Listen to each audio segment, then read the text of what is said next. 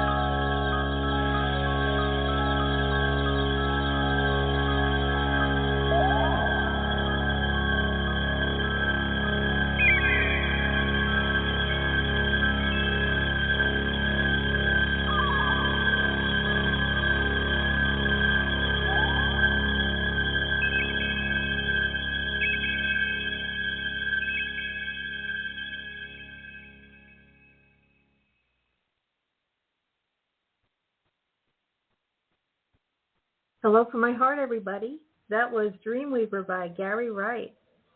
And tonight we have a very special lady here. Her name is Linda Yael Schiller. And she is the author of PTSDreams, Transform Your Nightmares from Trauma Through Healing Dreamwork. And this is such an amazing book. I've been reading it quite a bit, and it says here on the back, nightmares, especially those caused by trauma, disrupt your sleep, leaving you exhausted and on the edge. But when you understand the nature of heart-pounding dreams, you can safely heal them and their root causes. Psychotherapist Linda Yael Schiller shows you how to turn post-traumatic dreams into spiritual growth with the guided active imagination approach, also known as Gaia, a method she based on best practice trauma treatment and Jungian active imagination principles. Through compelling case descriptions and thoughtful exercises, you will learn how to apply integrated and embodied dreamwork techniques, as well as somatic, narrative, and psycho-spiritual approaches. Combining neuroscience, mysticism, and creativity, PTSDreams helps you transform nightmares into a new story, one of hope, healing, and life-affirming images. And, like I mentioned before, Linda Yael Schiller, she is a mind, body, and spiritual psychotherapist, consultant, and international teacher with 4 decades, that's 4 decades, of experience in both dreamwork and trauma treatment. She has designed several innovative methods for dreamwork and is trained in EMDT, EFT, energy psychology, and other therapies. And check out her website. It's very informative. It's lindayaelschiller.com. So without further ado, I'm going to bring my lovely guest on. Hello, Linda. Hi, Sue. Thank you. Thank you. Oh, I'm so thrilled to have you here tonight. As someone who suffers from PTSD, well, suffers less from PTSD, I should say, now, and my husband who has PTSD, this this book has brought me a lot of insight, and I have to ask, why is his book on nightmares and trauma particularly relevant in these times? That's a really good question. So I think maybe, with all the TV, even radio too, a lot of fear is out there right now, with Russia, North Korea, Iran, everybody, out there, everybody's worried about a war, a potential war happening. Well, of course, there's a war in Ukraine. It just brings a lot of bad images to mind. And I know one thing my father used to tell me, even when I was a kid, he's like, don't watch the news, especially at night. And that's so true. And to care about one another is so important. So in these times, people struggle both with personal trauma in their own lives, in their own families, as well as being tuned into things happening all over the world. Oh, yes, absolutely. And how would we know if a nightmare might be caused by trauma or something else?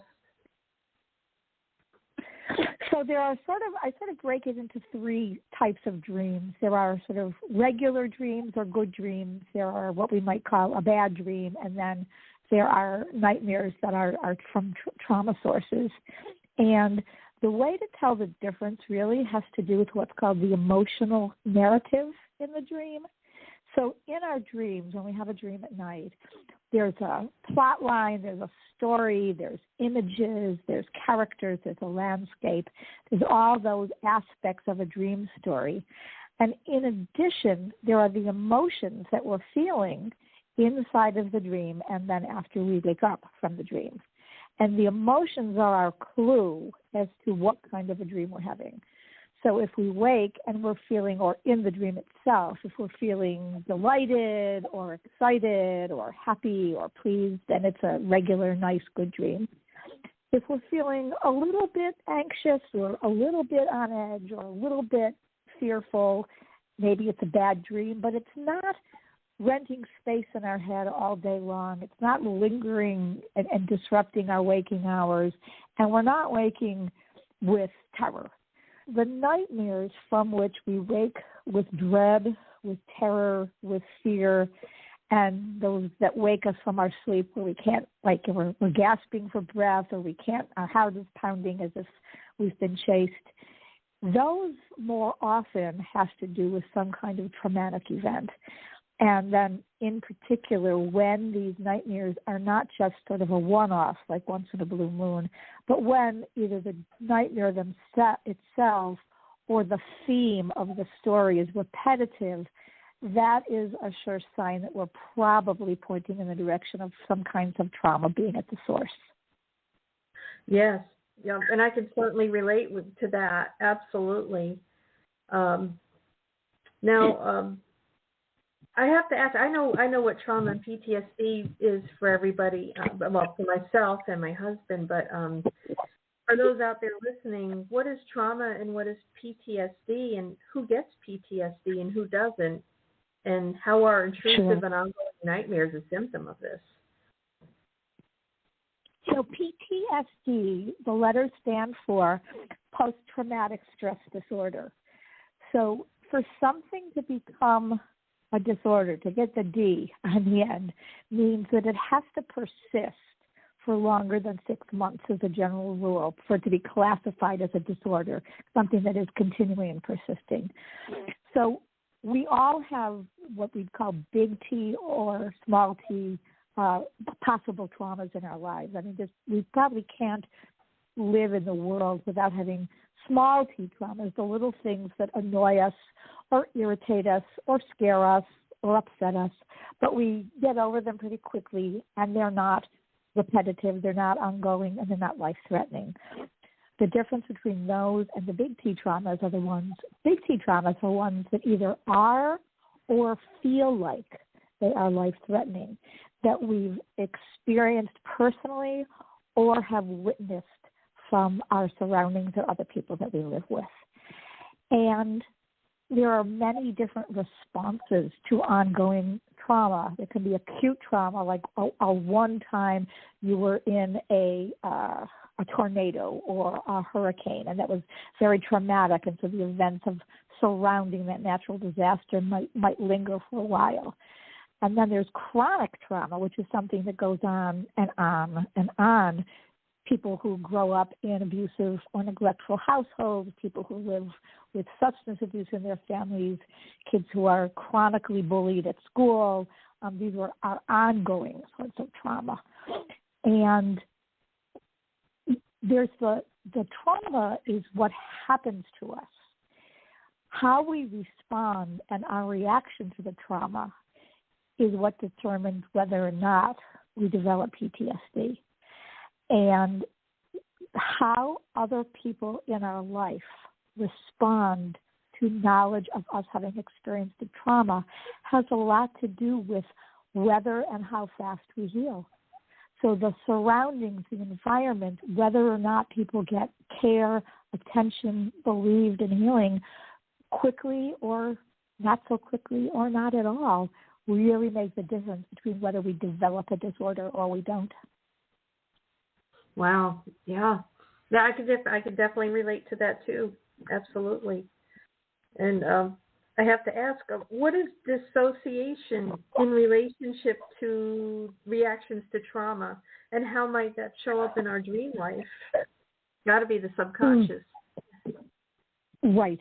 So dissociation is a brilliant coping strategy that our minds develop in order to protect us.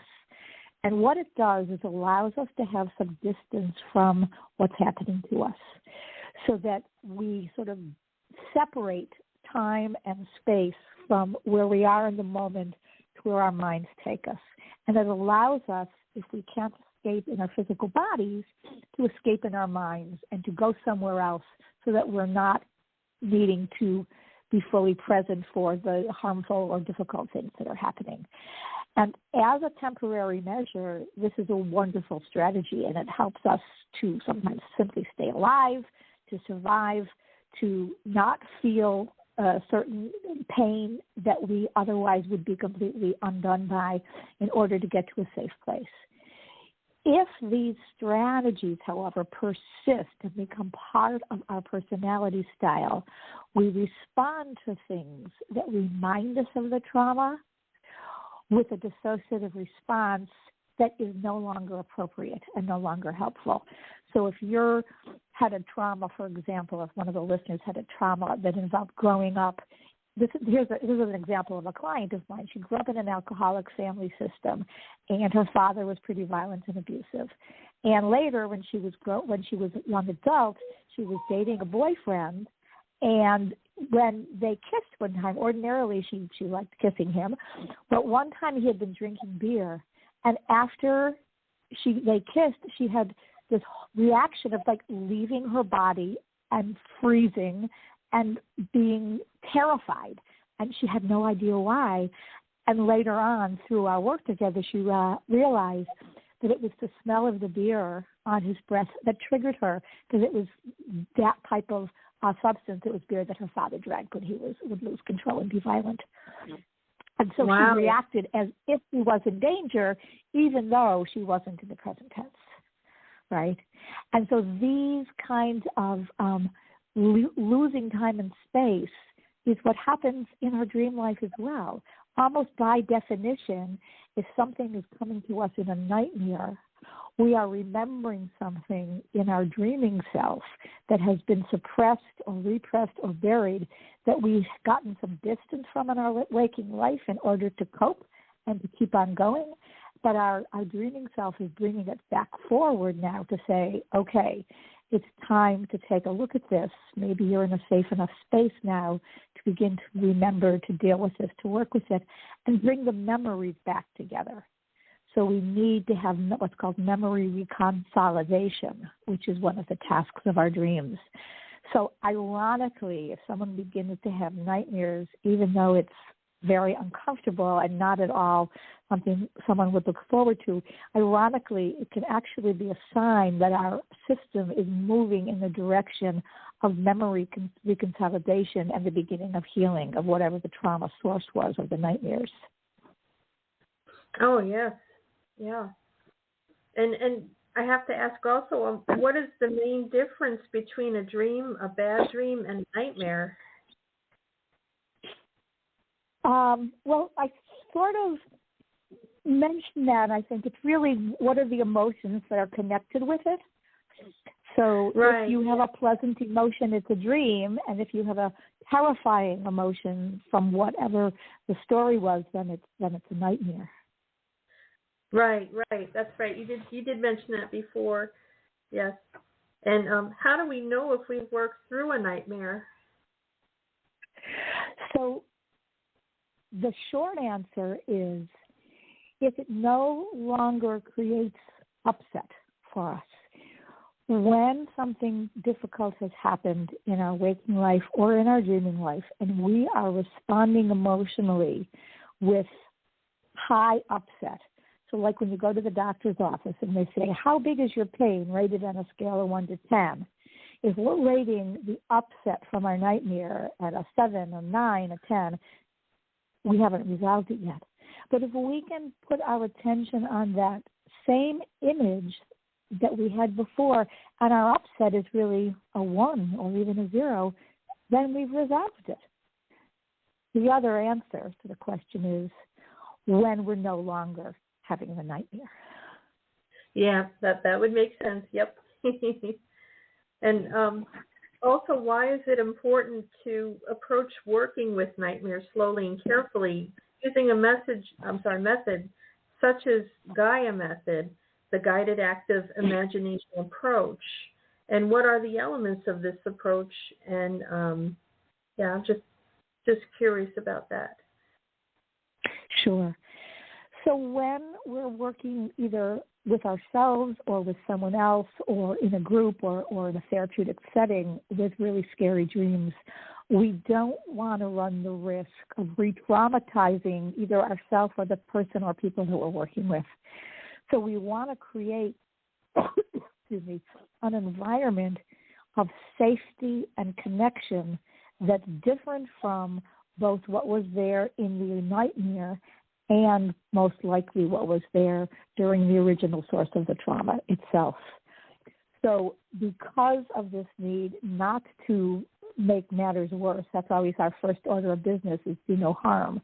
We want to make sure that our dreamer feels safe and resourced and secure enough to be able to look at these really scary and terrifying images that came through to them in the night without feeling re-terrified by the images in the dream.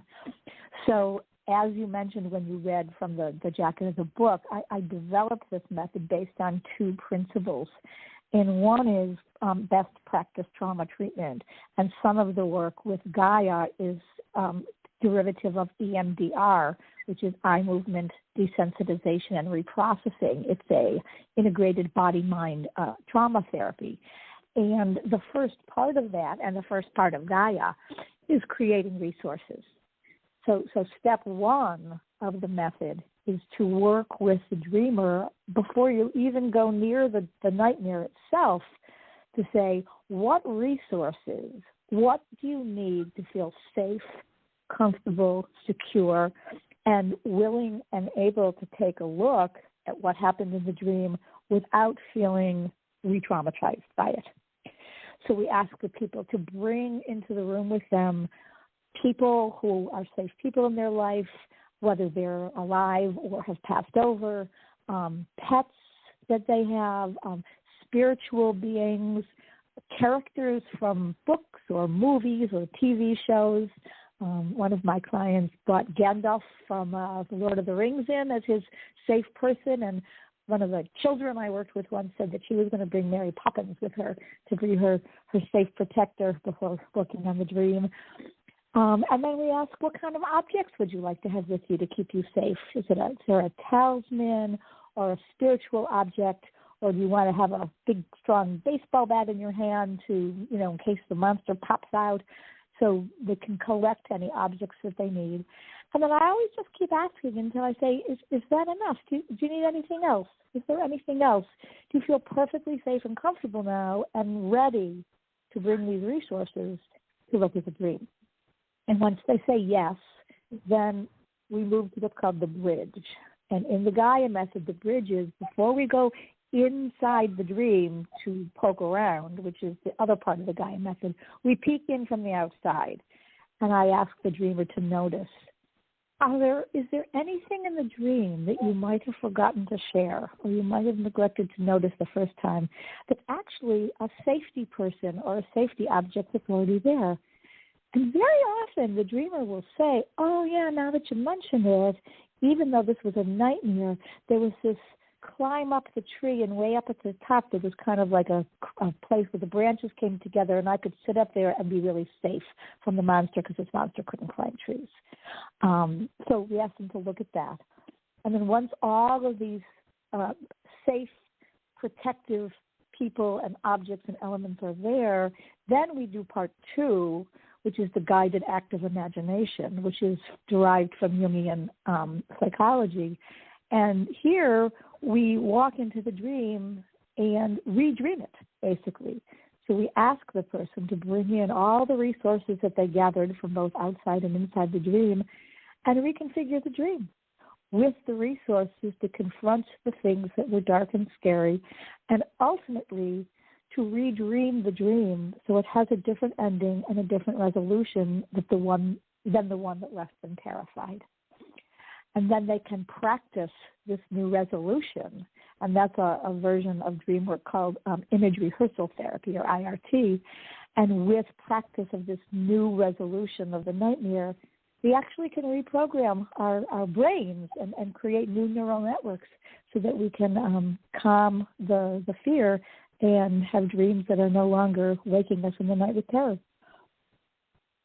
Oh, that's great. That is absolutely fantastic, and I can't wait to put everything in your book to good use, because from time to time I would have dreams of lack, and I would be in a different time, like in Roman times, and I kept having a repeating dream of a woman handed me a gold necklace, and then I would say, no, I don't.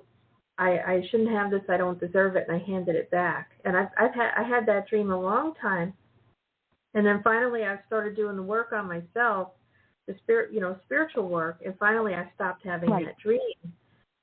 And it's just amazing, the spiritual aspect of it, and the energy work that shifting your subconscious mind from lack to fulfillment. So really, it's powerful. And what was so profound in your dream, and I don't know if you just completely stopped having it or if it transformed at all, but it sounded like in this other time and space, in the dream setting back in Roman times, it sounded like someone was trying to give you a gift, but you were refusing it. Is that what was happening? Yep, that's exactly what was happening. And it was just a recurring dream, and it just kept coming up. And to be healed, that's another thing. When you keep repeating dreams, it's just something that intuitively is coming up for people to heal. Because I certainly found that. Yeah. And however you found your spiritual healing is so wonderful, because in what you just said is that you said, no, I don't deserve this. So somewhere along the line, you realized that you did deserve the gift, and that you were a spiritual being, and that you were connected with the divine and deserving of people gifting you with things. And that's probably why the dream started. Or excuse me, why it stopped. Yeah. It was fantastic to heal that, because after a while you keep waking up from those dreams. It's like, it's like you don't feel so good after that. But after I healed that, I started having dreams where I was being given rings and other things, and I accepted them. I said, thank you. Yes, I deserve it. And what a big shift that was. Yeah. Oh, good for you. That's wonderful. Thanks. Yeah. That's wonderful. Yeah. And I'm just curious, what is meant by a dream having simultaneous multiple layers of meaning, and how do we find them? Sure. So every dream has several layers of meaning to it, and dreams frequently, if not usually, come to us veiled in symbolism and metaphor. So in addition to the top layer of the dream, like you had this dream of you were back in Roman times, so there's the setting. A woman was trying to give you a gift of a gold necklace, and you were saying, no, I don't deserve this. So that's just like the top layer is the dream story itself. Once we start to go deeper, we look at associations to the images, the setting, the characters, the emotions in the dream. And we start with simple associations. Does this remind you of anything? Did this woman look familiar to you at all? And if so, who was she, or who did she remind you of? Or did you ever see a necklace like this anywhere? Did you ever own one like this? So we start asking questions. Have you ever been to Rome? Do you have ancestors who are Italian? We start to peel back the layers to get to some of the associations. And then at an even deeper layer, we move out of the dream story itself to things that the dream might be pointing toward that didn't actually occur in the dream. So, for example, I don't know if you have Italian background or not, but if you were to say yes, then I'd say, oh, so tell me about your Italian ancestry, and when did your family come to America, and what was it like when they lived in Italy, generations back. And we might find layers, from generations in the past that are coming through and working with this dream. So that's the first three layers. And then the final layer is to think about, are there mystical, spiritual, transpersonal levels to the dream that we also can consider? Was this woman handing you the gift? Was she a spiritual being? Was she an aspect of a divinity or a saint, or some kind of a grandmother figure? So this is the method that I use to put together these layers is called the Pardes, and that's from the spiritual discipline of the Kabbalah, the mystical branch of Judaism. And we can use these ever-deepening layers of inquiry to get more and more information from our dreams. And it's not just either or. It can be both and. It can be this and that, not only this or that. This is all fascinating to me because, I dream. My dreams are very colorful. I remember them every night. I even keep a journal. It's very nice to keep a journal or, just log everything down. And Well, you clearly are not only a strong dreamer, but you've developed good dream hygiene, right? Yeah. So for anyone who wants to remember their dreams, I always say the best way, first of all, is to value them and think of them as important. And then after you value them and consider them important, get a journal, keep it by your bed, write it down as soon as you can after you wake, because dreams are like ephemeral. They're wisps of smoke. We get up, we walk around and start our day, and they're gone. So the best way to remember your dreams is absolutely to record them by yourself, by your bed. Oh, yes, absolutely. And it's been true with me, like when you first wake up, not to move around a lot, because sometimes when I found I moved around a lot, it just, the dream, I would lose parts of the dream. Right. There's what's called a body or a positional memory. So if that happens to you or to any of the listeners, what I advise people, sometimes what happens is you've had a dream and you didn't quite catch it, but you get up, you're in the shower, you're getting dressed, it's like, oh my goodness, I had a dream, but you can't quite remember what it was. If you go back and lay down and put your body in the same position you were in when you were sleeping, like if you're a side sleeper and you curl up your knees, go lay down on the side you usually sleep on and curl your knees up. And chances are you will recapture large parts of the dream through this positional and body memory. So even if you've moved around, if you go back to stillness, often you can reclaim the dream space. Oh, that's good to know. Yeah, I would definitely do that Yeah, from now on. I have done that myself. I'm starting to get up and it's like, oh, it was a dream. And hopefully if I didn't have to jump up with an alarm, I lay back down and give myself a few minutes to gather. Another image that I like to use is to, like, if you pretend you're like wearing a shawl and then sort of wrap yourself in the dream. And if you kind of wrap the dream edges around you, that's another nice image or metaphor for recapturing a dream that might have eluded you. Oh, yeah.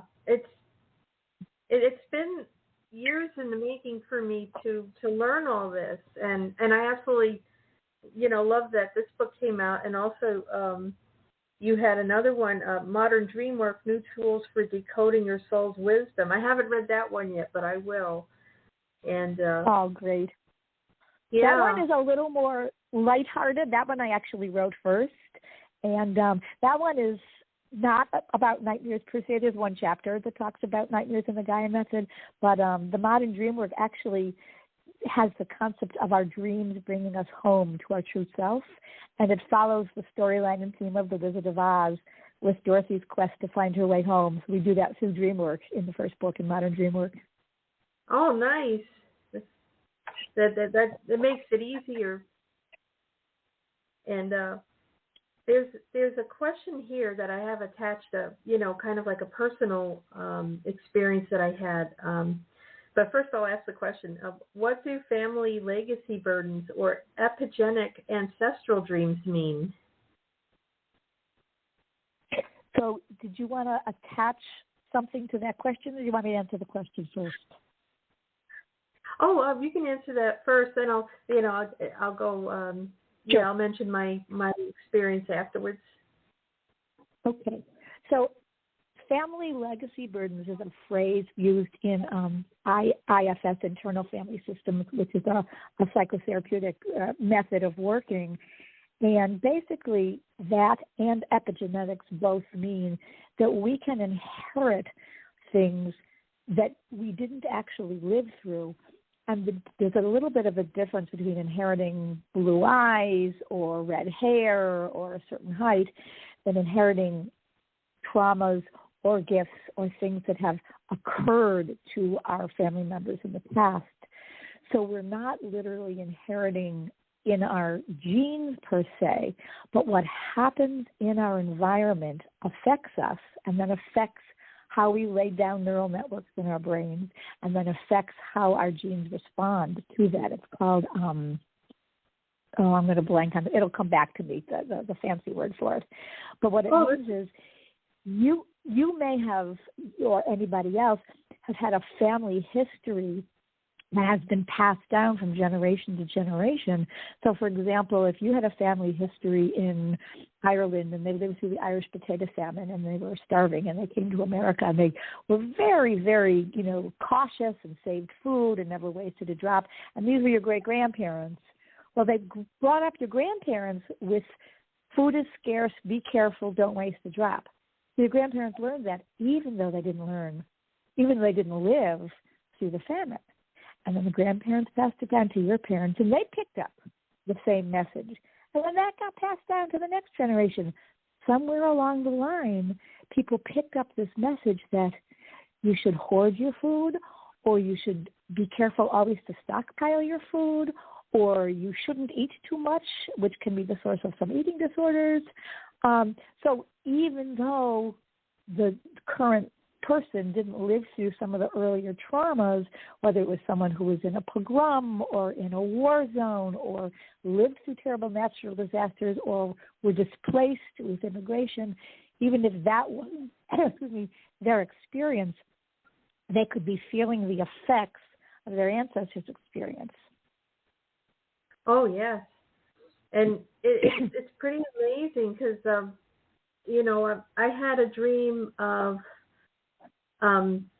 it started out where I walked past my family members, mostly deceased, but some that were alive, and they were cheering me on. And there was like this enclave that I was walking to, and then I had a book in my hand.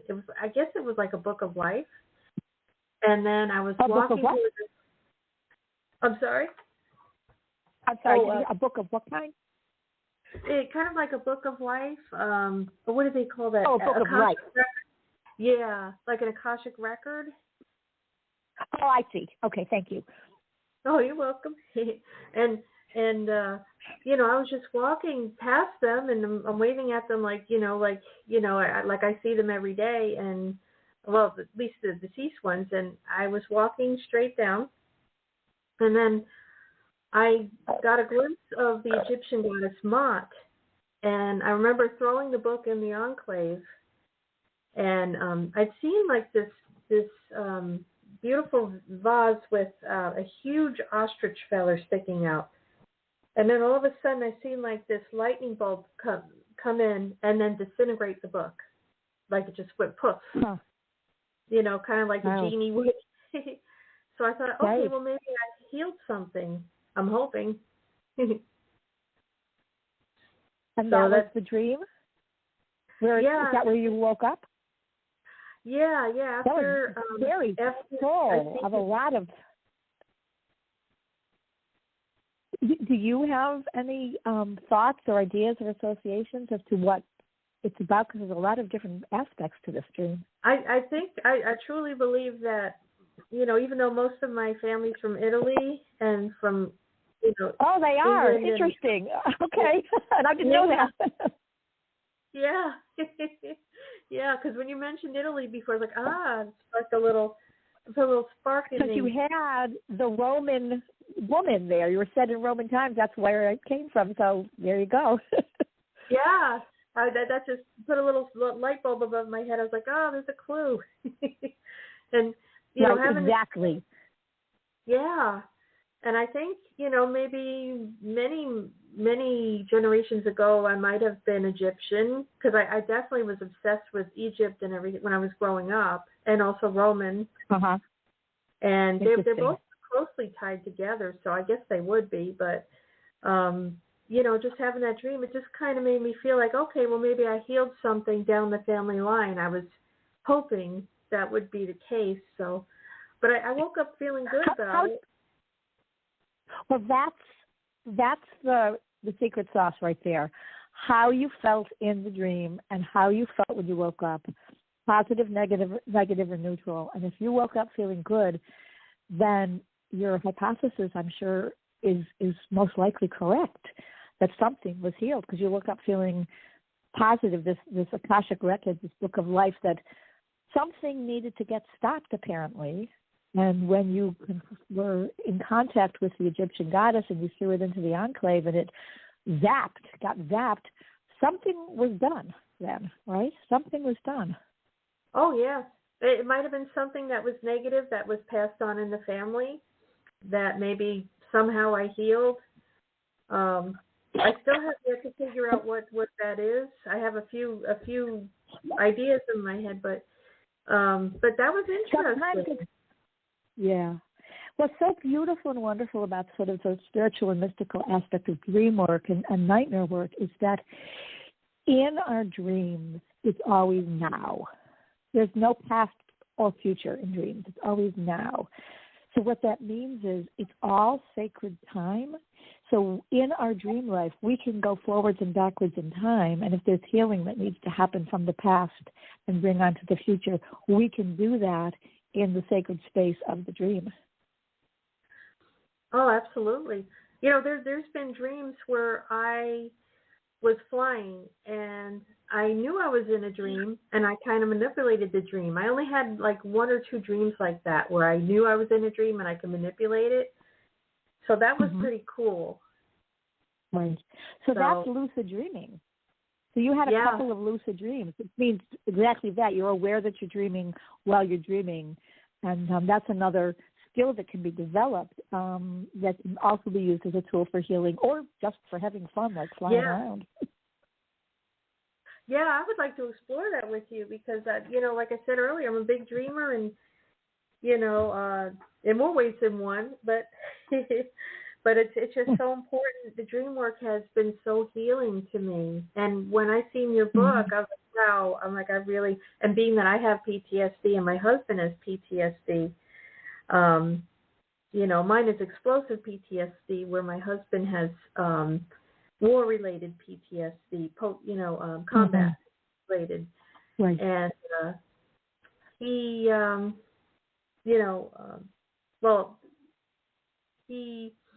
was still in healing mode. But I known a family. You mentioned that girl before that had grown up in a family of alcoholics.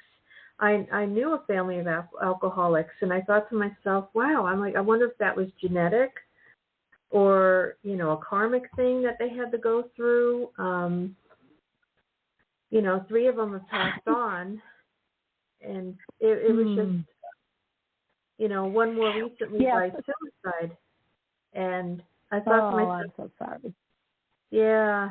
It was rough because, I was working with her about positive thinking and breaking old patterns, and then that happened, and it's just it's a shame, but I believe that people, if they want to heal, they can do it through dream work and other modalities as well. You just have to really, and I think a lot of people out there are afraid to because of what they'll uncover.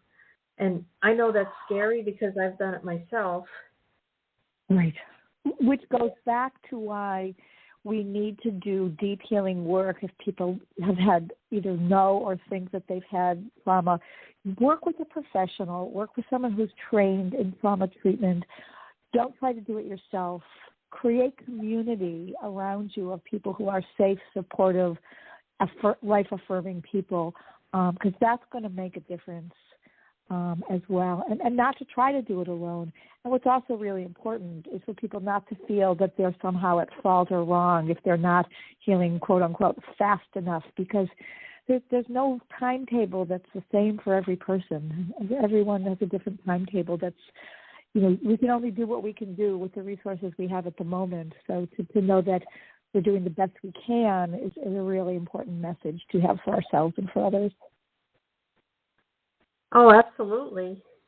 The toughest step is admitting that you have a problem, at least in my case, and it was kind of a bitter pill to take. But, once you love and accept yourself, no matter where you're at, that's very important too. Everything in the past has led you to this moment. And I want everybody out there to hear, that, it's okay not to be okay, but right. But eventually we're going to have to do the work, and we're going to have to be brave enough to do it. And once we do, it's like it's like having a key and unlocking a new part of us that's been wanting to come out. Often, our dreams and our nightmares are the SOS saying, you really need to do this. We're not going to let you rest peacefully until you attend to this. So we need to be compassionate with ourselves and also listen up to the messages we're getting from our unconscious. Oh, absolutely. And the subconscious mind is the record. It's kind of like a video camera, and it records everything, and also it's a record keeper of all hurts. So, of course, it's going to bring it up over and over and over again. Speaking of over and over again, okay, here's another dream I had. It might have been possibly from a past life. It's the crashing dream.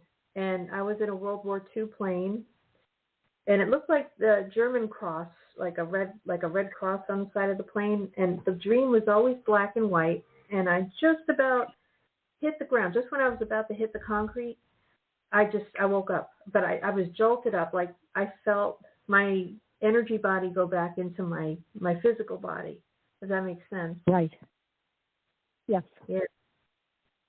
And that was traumatizing, waking up from that. So, I had that dream like most of my life, and finally it went away. I don't know what I did really to do that. I mean, I've been working on myself for about a good 15, 16 years now, and little by little, I should say more than little by little, a lot of stuff fell to the wayside that was negative. So, the spiritual work involved with all this is really very healing.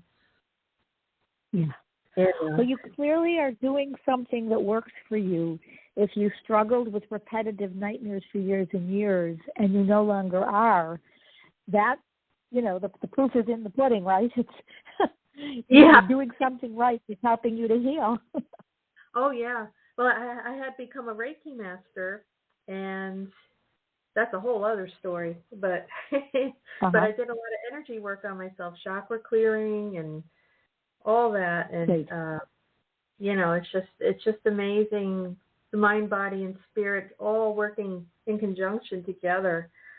And that's what you specialize in, which I think is so amazing. Oh, thank you. Oh, I'm sorry. I'm sorry, you cut off. I didn't hear you. That's okay. Oh, go ahead. So I was just going to affirm what you said, that we are unified beings, and we are not split into separate bodies or minds or spirits. We're all one unit. We are a body, mind, and the spirit is in us, and the energy is around us, and we can't separate one from the other. Western medicine and Western science tries to do. Even Einstein was a great mystic. He didn't make a separation between the spiritual and the scientific. And I studied Reiki as well, and I work with other forms of energy work on chakras and meridians. And I'm a great believer in Western medicine, and I'm a great believer in alternative forms of treatment as well, and integrating them all. Yes, that's the best way to do it. You have the best of both worlds, and they just come together, and it's just amazing when they do, how much healing can be done. And, like we were just saying, the role of spirituality in resolving nightmares from trauma is huge. And what practical steps can the dreamer and the professional who is helping the dreamer do to resolve nightmares? Well, if we're looking at the spiritual aspect of resolving nightmares, to be able to hold a belief system that allows you to know that you are not alone, that you are safe and protected, is a really, really big step toward healing and resolution. And sometimes people grew up with a spiritual or a religious background, and sometimes they didn't. Sometimes the spiritual or religious background was very positive, and sometimes it was not, and things done in the name of religion have been horrific over the centuries. So it doesn't matter what we call it, right? I sometimes joke and I say, I ask people, are you comfortable with the G word, right? Can we use the word God, or would you prefer a different word? It could be God, it could be the force, it could be the universe, it could be spirit, it could be nature, whatever it is, to help someone to connect with that which is larger than ourselves, that sort of benign healing presence that's available, is a wonderful tool, if you will, but it's a part of our total healing. And actually, in the last chapter of the book, I think I titled it, I don't have it in front of me right now, but it's From PTSD to PTSG, which is from post-traumatic stress disorder to post-trauma spiritual growth. And that's the direction we want to point ourselves in, is toward the spiritual growth. Oh, absolutely. And it's been huge. I can also say it spirituality definitely plays a part, along with traditional psychology, and just integrating everything. It's just been nothing short of amazing. And your book is absolutely amazing, and I just love it. And I want to read your other book too, and do a show with you about that too. That's great. Thank you. You're welcome. And speaking about another dream I had, okay, here we go. I kept having to talk about repetitive dreams. Another one I had was about me being in a white, almost like a choir gown or a religious gown, and then being in the water, and then somebody coming up behind me and just killed me from behind. They stabbed me. And that was terrifying.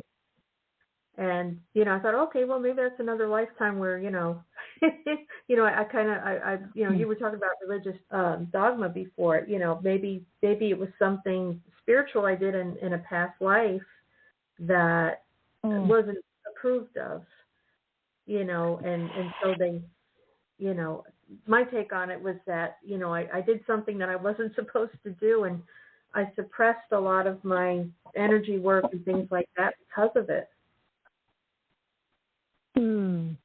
Interesting. So do you still have this dream, or has that stopped as well? That stopped as well. When I first started my spiritual journey, that's, it just kept coming up. And then I spoke with another person in a metaphysical class that I had, and she said, oh my gosh, I had the same dream too. Now, how about that? How about when there's more than one person that has the same dream? That's really interesting. So I'll respond to two different parts. I'll respond to the last little piece first and then go back into your dream. Sometimes we can dream each other's dreams. We can dream for each other. Yeah. We can share dreams, particularly when you're in a setting where you're doing deep work. Like when I run dream circles, and not infrequently on any given week that we meet, members will have dreams with similar themes to them. And it's sometimes uncanny how similar the theme might be, even if it's not the exact dream. So there's some loosening of the boundaries that, can exist as our spirits can intermingle, or our energies can intermingle. But I'll tell you, you're a minister. Is that correct? Yes.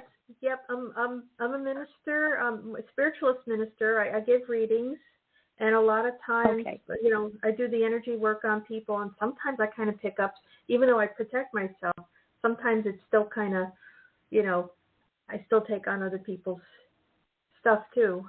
Right. So here's a couple of things then about that dream you had.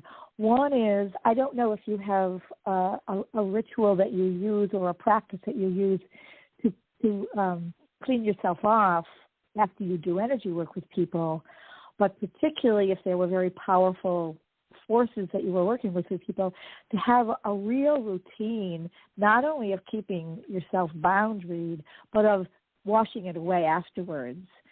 And I'm thinking about that because as I listen to your dream, in the Dreamwork world, I'm a member of an organization called IASD, the International Association for the Study of Dreams.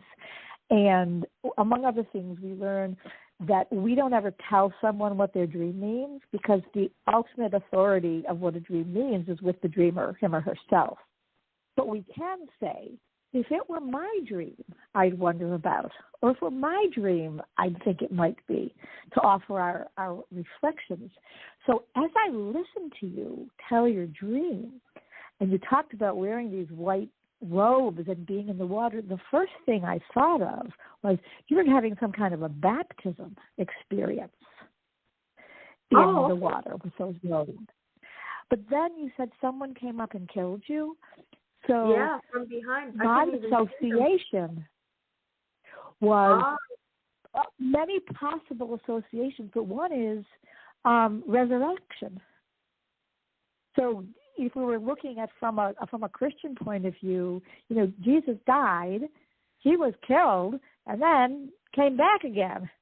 And in your dream, I don't know if you came back again, but you're in the water, seemingly having a cleansing baptism, and in Jewish tradition, going into the water and going underwater through a mikvah is the same kind of a cleansing experience. But if the killing in this dream would be synonymous or equivalent to what in shamanic tradition we call dismemberment. And in shamanic tradition, when you're killed in a dream, it's for the purpose of coming back whole, to reconsolidate yourself to a new wholeness. And so I just wonder about that. If it were my dream, I'd be thinking along those lines. Wow, yeah. Wow, that makes a lot of sense. Well, thank you for that. Yeah, because I was wondering, is this a past life thing or is this metaphoric, And why did I have the same dream? It could be all of the above, right? Yeah, that and that. Yeah. Now here's another dream real quick. It's I was in an astrology class about 6 years ago. Me, the instructor, and somebody else in the astrology class had a dream of a huge tidal wave in Chile. And we all felt, we could actually feel the ground shaking underneath us and the water bubbling up and going way out into sea, and then seeing this huge wave with like a little bit of a curl on it, but it was split. It was weird, but it was. I just thought it was fascinating that the three of us had the same dream. I mean, as far as I knew, there wasn't any tidal wave in Chile, but it's very strange. So what you just said is a really good first step in dreams. First, to look at what we would call the manifest or the overt content. Let's check. Did this happen? Could this have happened? Is it happening, right? Is it real, in other words? Are you dreaming something, or was it a precognitive dream? But if Chile didn't have a tidal wave, so it wasn't precognitive and it wasn't happening, then the next layer is, what's it a symbol or metaphor of? And I wonder about what was going on in Chile at the time that you had this dream. Was there a lot of upheaval? Was there a tidal wave in the government takeovers or turnovers? And what would be the connection that you and the other members of your class would have with Chile or South America or Spanish-speaking people? Or I look for where the common metaphor was and see what was going on at that time. Yeah. I would definitely. I'll check into that. It's definitely a lot of interesting. How you do the layers. That's a good way of. Like you have like an onion, right? We could just we peel one layer and we see another one underneath. We peel one layer and there's another one underneath. Oh, that's so interesting. This is so cool. I'm glad we're talking tonight. Thank you. You're welcome. And this is another question I flagged. When should you consult with a professional about your nightmares? Right, that's important. When it is interfering with your health and well-being, when you are having really disrupted sleep, when you're having physical symptoms that are following the nightmares, when you can't shake it and it's like a hangover all the next day, or when you know that you've had trauma in your past or suspect you've had trauma in your past, consult with a professional, because as we pointed out in the dream that you had about the necklace, you do deserve it. You do deserve the healing. You do deserve the healing. So don't hesitate to consult with a professional if the dreams are overwhelming you, or if you suspect or know that you've had traumatic experiences that have not really completely left you yet. Oh, yeah. Yeah, because, a lot of times when I was growing up, I would have dreams of poverty. Like I'd see myself like as a different gender, and seeing myself as a boy with rags and I was skin and bones, and then seeing myself as a man who, was well fed and, successful. Different scenarios. It was back then I was still in lack mode, and that was before I healed that, and I would have constant dreams about poverty and not being deserving and things like that. So, yeah. Right. So you already understand what that was about, because the dreams came to show you what your belief systems were telling you. Yeah.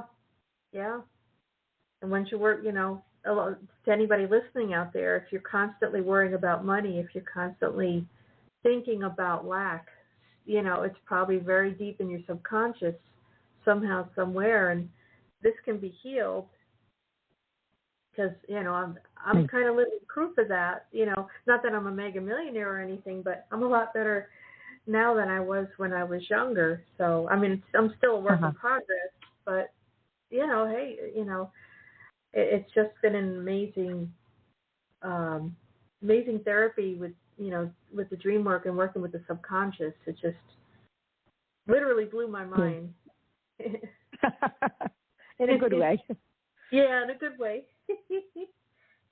And I have to ask also, what are the pluses or misuses of using lucid dreaming with nightmares? Oh, right. So we talked before about when something has happened to us, when we've had upsetting traumatic experiences, we need to be able to, as Alan Siegel says, name it to tame it. We need to acknowledge it and do the healing work to get past it. So in lucid dreaming, there's a tendency to want to run away from the bad or scary things, or just take off and fly, or jump on that cruise ship, or do whatever it is that's fun. But if we only do that and don't ever face the monster will keep chasing us. So in lucid dreaming, to make sure that, not that it's a negative to do it, but once you're safe, in a safe place in your lucid dreaming, to not ignore that there's something that still needs to be dealt with in some way, not only escaped from, but somehow transformed. Because there's a difference between escaping for now, something that comes back again later, and truly doing the work of transformation where that monster is transformed into a guardian or a friend. Yeah, Now I know you spoke about somatic or body-oriented approach. Why is that so important for full healing from trauma and from nightmares? Well, because we live inside of our bodies, and things that happen to us happen to our bodies as well as our feelings and our hearts and our minds, and they're not separate. So we may have physical symptoms, we may have ailments, we may have somatic responses, and when we can attend to what's going on in our physical body as well as what's going on in our minds and our hearts, then we're doing unified healing.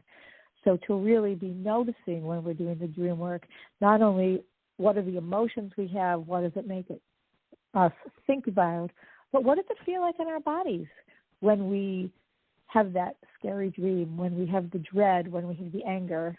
Where do we feel it? Do we feel the anger in our jaw as we grit our teeth? Do we feel the fear as a lump in our throat or a pit in our stomach? And to tune in to bringing the healing. And there's lots of different somatic modalities, the oldest of which, sort of the granddaddy of somatic modalities, is focusing by Eugene Gendlin. But there are many others as well that are very powerful ways to integrate the body into the healing work. Yeah. This work is amazing, and I'm just so thankful, like I mentioned before, that we're talking about all this, because there's a lot of stuff that you answered tonight for me that I've been wondering about for years. I mean, even though I've healed some things, there's, right. I had questions about it. And, Great. Yeah. Great, Thanks. I'm so glad. So if people are interested, and I know because we'll probably, need to be wrapping up pretty soon, they can find both of the books online and through the publishers, Llewellyn. And each of the two books has its own website, www.PTSDreams, and then www.moderndreamwork.com. And you can read about the books and decide if they're for you. Oh, that's wonderful. Thank you so much. Yeah, I was going to mention also, check out Linda's website too, or her other website, LindaYaelSchiller.com. And, I just cannot thank you enough for being on here tonight. And I really enjoyed our talk. And, I want to have you back again. I got to read your first book. Okay. So after you read that one, call me up and we'll have another chat. Thank you so much. Absolutely. Thank you. Have a wonderful night. You too. Take good care. Thank you for having me on the show. Bye, Sue. Bye-bye. Bye, Linda. Wow, that was amazing. Absolutely amazing. I'm going to take everybody out with the full version of Dreamweaver by Gary Wright. And what could I say? Sweet dreams, and absolutely check out Linda's websites. And she's as you can hear, she's a very knowledgeable and wonderful person. So have a good night, everybody, and enjoy Dreamweaver by Gary Wright.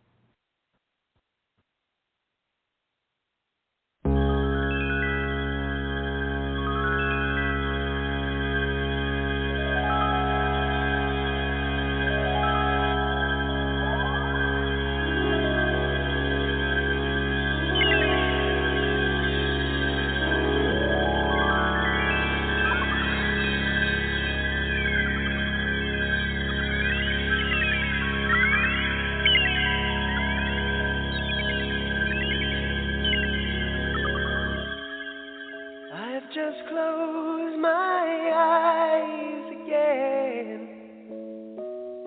Climbed aboard the Dreamweaver train. Try to take away my worries of today and leave tomorrow behind.